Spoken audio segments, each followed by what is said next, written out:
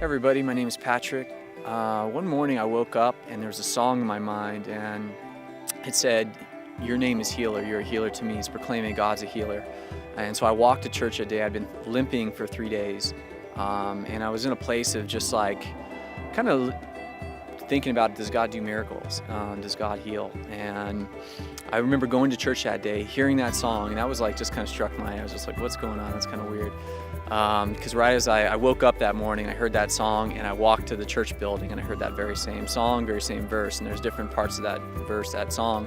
One is that your name is healer, God, you're a healer to me.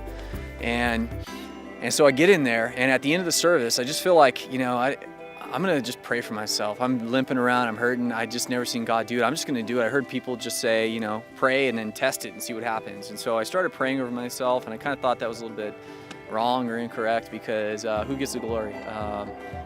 Nobody sees it much, but I guess God gets the glory in it. And so anyways, I started praying, and I started to feel my pain go away. And at the end of when I was praying, I just kind of felt like God said, go up and have somebody else pray for it. I go up to the front, and my friend's up at the front, and she prays for him, and she says very simply, God loves you so much, he's patient with you. And if you knew my story, that would just like speak to the depth of my own impatience with myself and the long suffering of God over my life and his love, and that struck a deep thing in me. And the awesome thing is I walked away that day not limping anymore, and I've never felt that same pain in my knee. And that was probably like 3 years ago, 2-3 years ago now. And so that was a pretty interesting moment where God was doing something deeper to show me an aspect of himself.